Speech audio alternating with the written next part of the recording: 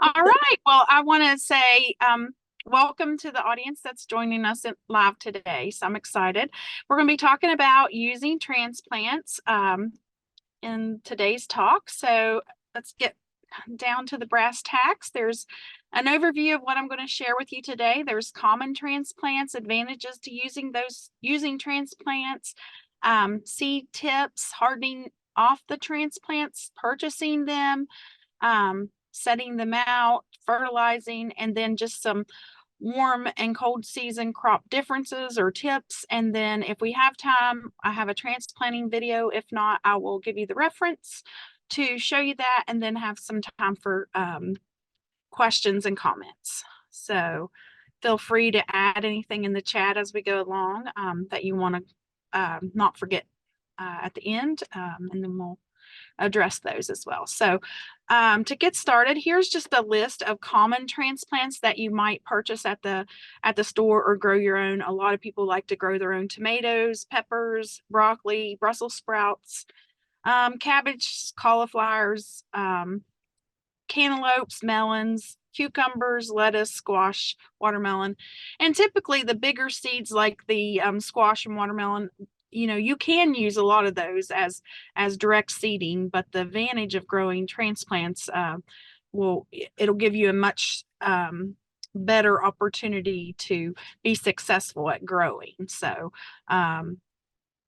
they tend to accelerate the early harvest. So if you've already started your transplants indoors or purchased a transplant, you've already got that 6 to 8 inches of growth. They also result in a more uniform yield when you're thinking about the end of the harvest. They reduce the labor of actually having to thin out. So if you direct seed, of course, after the seeds come up, you have to thin them out in the field or in your raised bed. They really save seed costs when you think about it, because you lose a lot of space and time because of poor germination of those seeds, and that loss can be eliminated.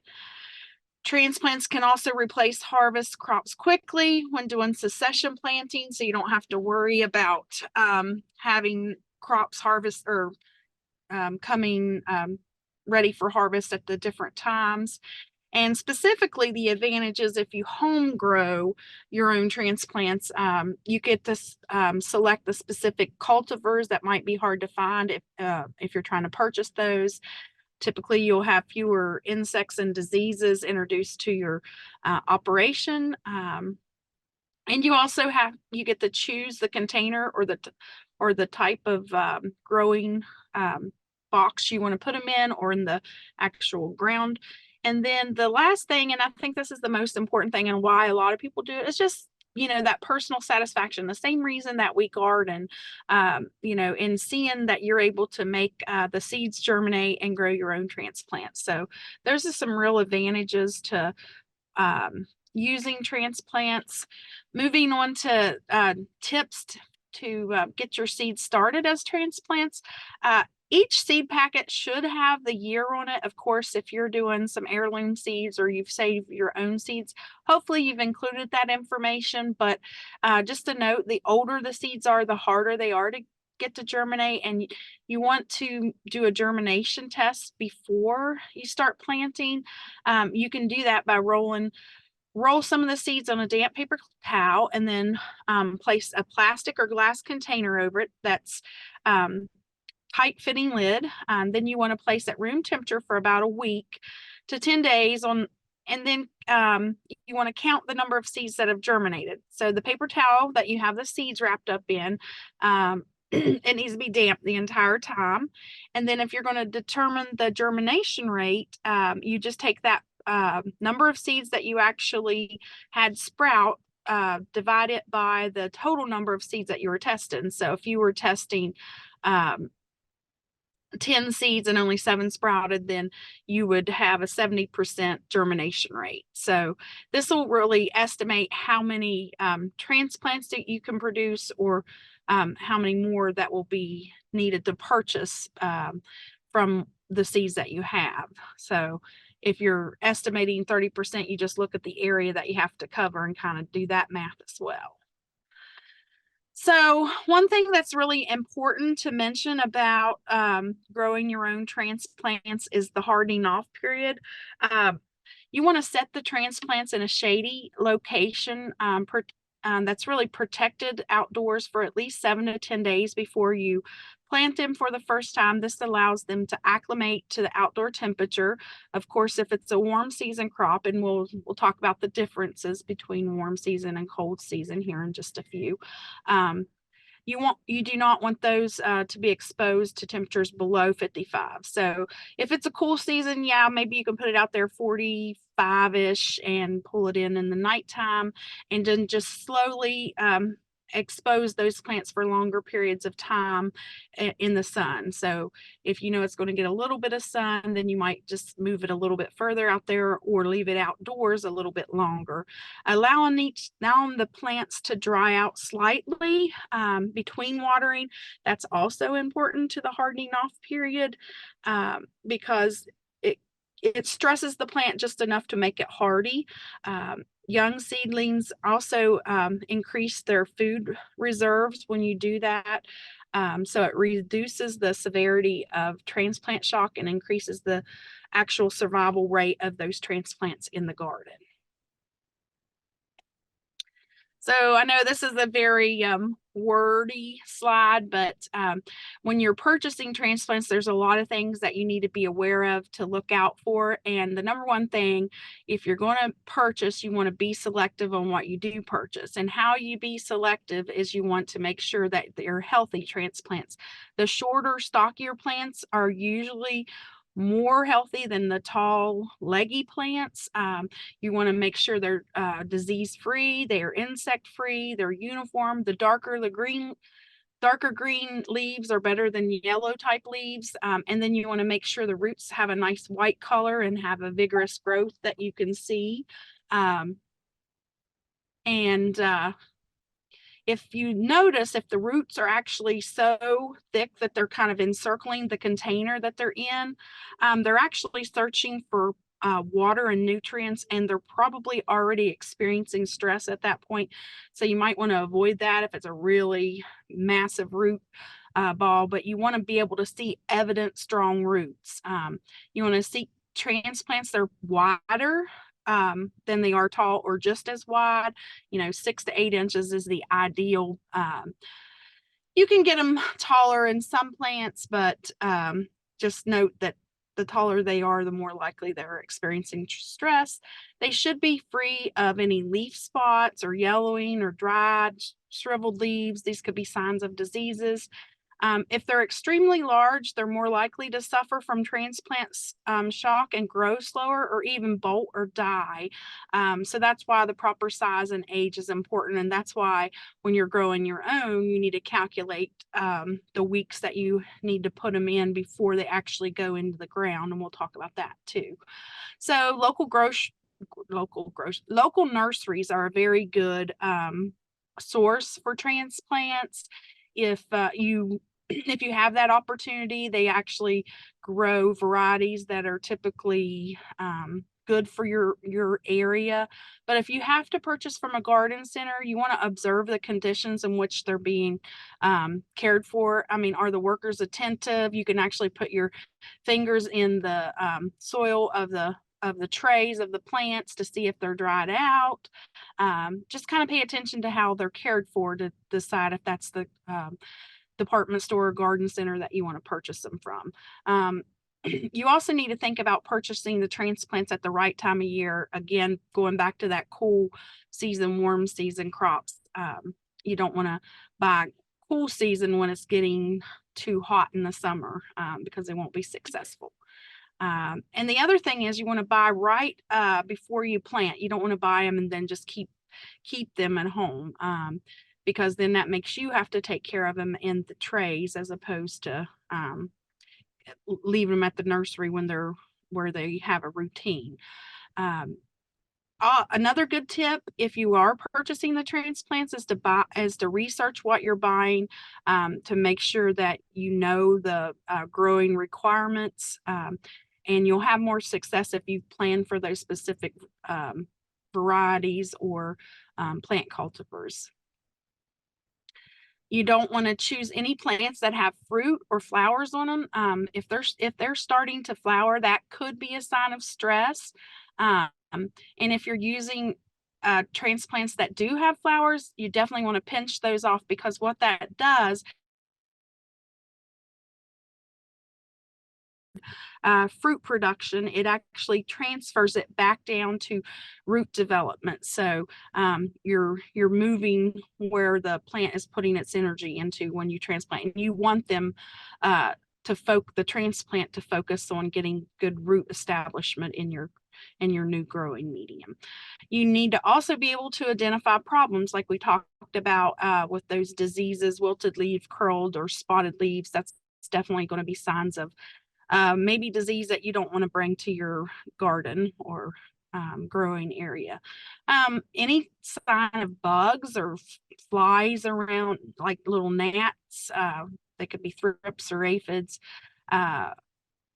could be a problem that you don't want to bring back to your home garden.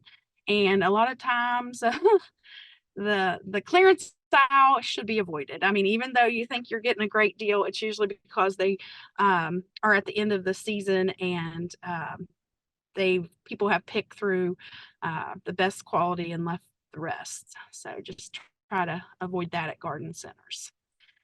Moving on to setting out your transplants, the main goal of transplanting is to avoid the root disturbance as much as possible, and that can be accomplished in a couple ways. If you're going to actually have them in those cell packs, you want to make sure you gently squeeze the bottom of them and make sure they're well watered before you actually do that, so that they can be removed easily. You don't want to pull on the stems to get them out. If you have them in plastic pots where they're circular, you could tip them over on their side and tap on the bottom and roll them a little bit. Flats, maybe where you've just did a direct seed and you don't have cells per se.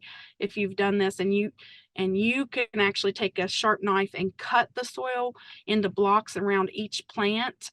You want to do that 1 or 2 days before you transplant those that are not in a particular cell pack, and you want to water that tray really good before transplanting. So after you make the cuts, you've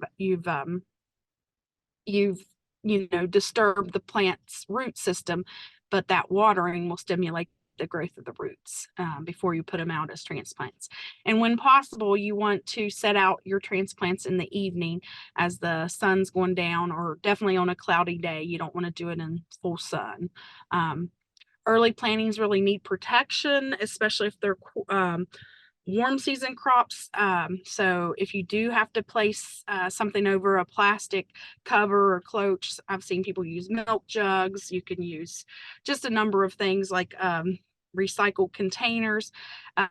This will avoid like a frost damage, but you got to be cautious of leaving those on while the sun is out, because the sun can make young plants wilt really quickly through those plastic or glass containers. So ventilation from those containers are a great idea when you're leaving them on for a while. Moving on to fertilizing your transplants. For the best growth, you want to give each plant about 1 to 2 cups of starter fertilized solution immediately after setting in the ground. So water is extremely important, and as is the fertilizer. So you want to make sure that you use a soluble fertilizer is best, and that's just saying that it dissolves in water. You can mix that solution using like 1 to 2 teaspoons of an all-purpose fertilizer, such as 20-20-20 to a gallon of water. This is the one time that maybe more is not better. So you don't want to over fertilize. So you don't want to say, well, if 1 or 2 teaspoons is good, or tablespoons is good, let's go ahead and put 4 or 5. No, you don't want to do that, because that could burn up your transplants and cause them to die because of too much fertilizer. So I told you we were going to talk a little bit about warm and cool season crops. Cool season are hardy and tend to be more frost or tend to be frost tolerant, while warm season crops are not, and they must be transplanted after the frost date, last frost date of the season. So depending on where you live, that varies from the end of April through about the 10th of May in West Virginia. We could have an occasional late frost, but usually we say after Mother's Day, you don't have to worry about that. But cool season vegetables include many popular vegetables such as beets, broccoli, cabbages, kale, cauliflower, yeah, I keep stuttering on that. Kawabi, leeks, peas, onions, spinach, radishes, any cool season crops that you can think of that grow in the spring or the fall in West Virginia, or when in doubt, definitely consult an extension publication with some of those listed varieties under cool season or warm season. So depending on the location in the state, we do have tools that you can put out some warm season crops early if you have like row covers or such as low tunnels, or if you actually have a high tunnel. These will really help you extend that warm season crop season as well as the cool season. If it's cool season vegetables, they can be transplanted 2 to 6 weeks before the last frost. So that's a real advantage. And then in the fall, for fall production, cool season vegetables are transplanted about 4 to 8 weeks before the first fall frost. And that's typically, depends on where you live in the state.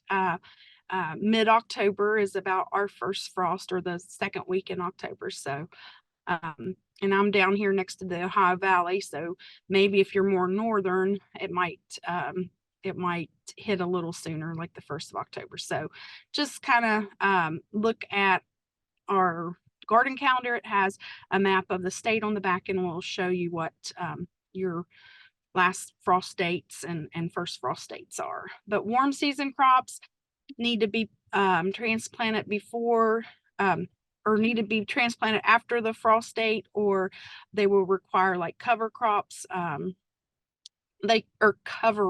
Row covers.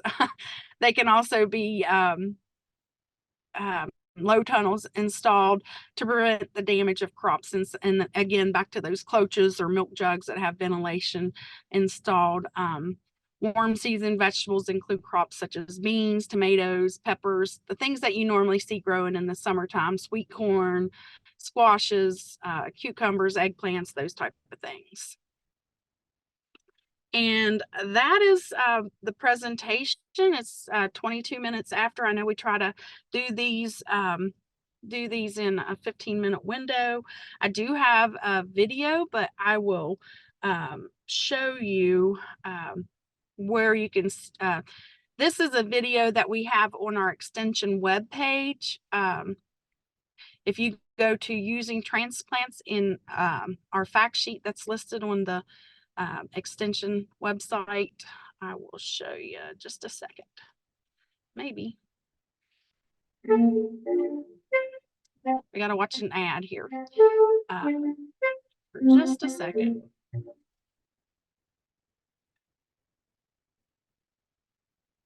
So this video was produced from some of my coworkers, Mike Shamlin, Debbie Friend, and Jennifer Friend. So they actually give you a visual. We're still seeing the link, Brandy. Oh, if you have it on your other screen, or I mean, sometimes it's just the way it's set up. Like, no, I moved it over to. Okay. Okay.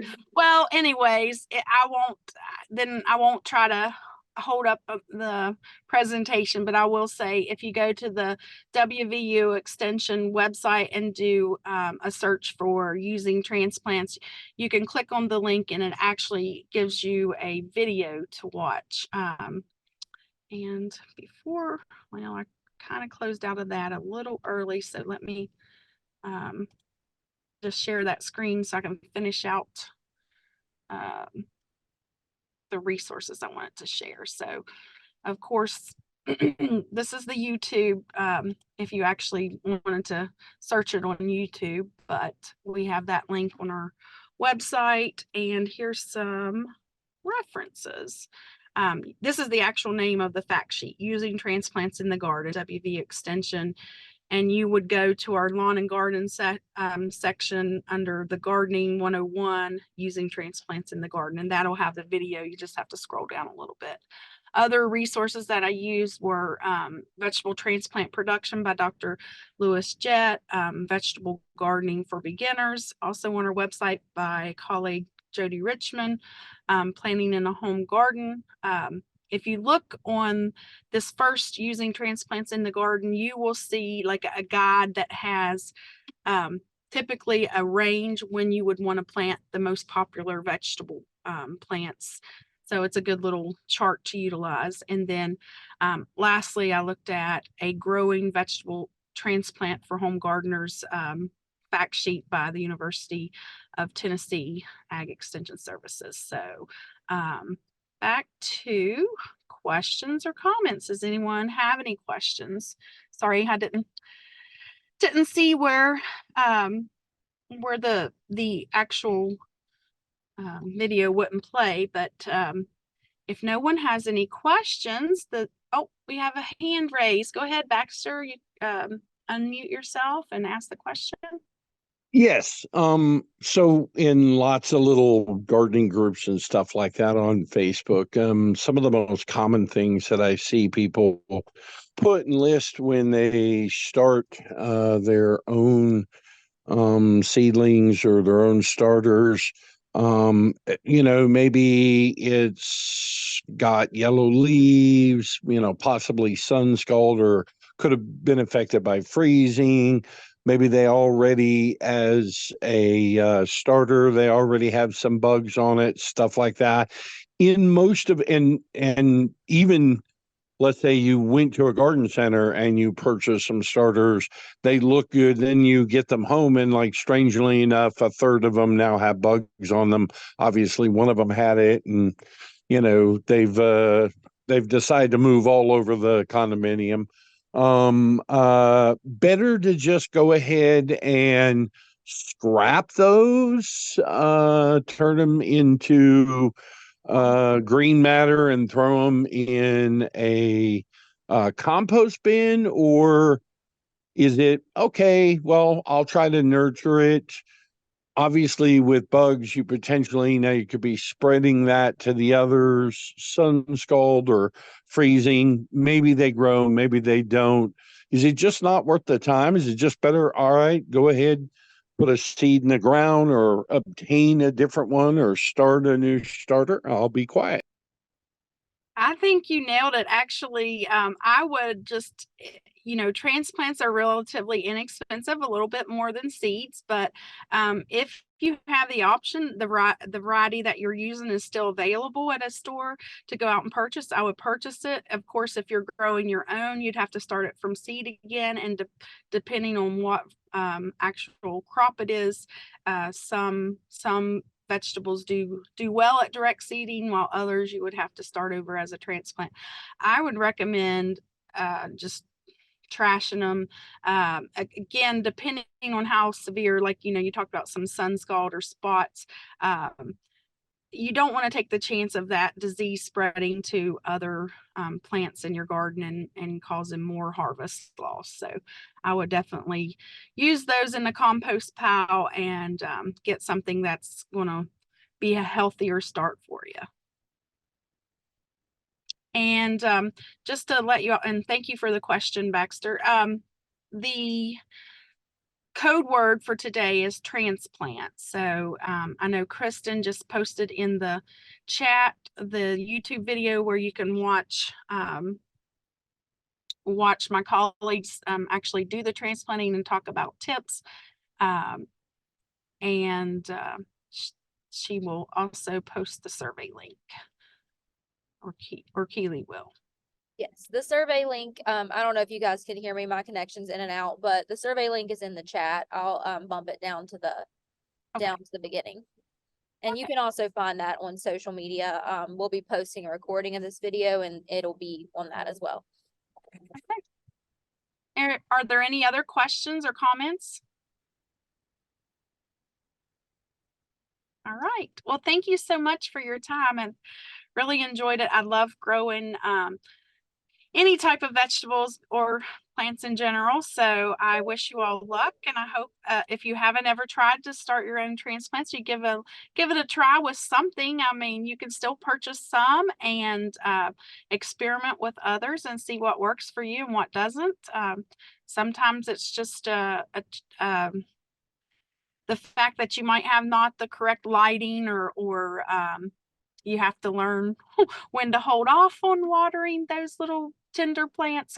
I've drowned in many myself. So experiment, have fun, and enjoy using transplants. I think that you will any way you go, I think you'll find that transplanting is a lot easier way to a successful harvest at the end. So, and if you have any questions for me, you can always reach me at the Roane County Extension Office in Spencer, West Virginia. You can look up my contact information on the website, or stop by and see me when you're in Spencer. We're located in the basement of the Roane County Library. Thank you, everyone. Goodbye.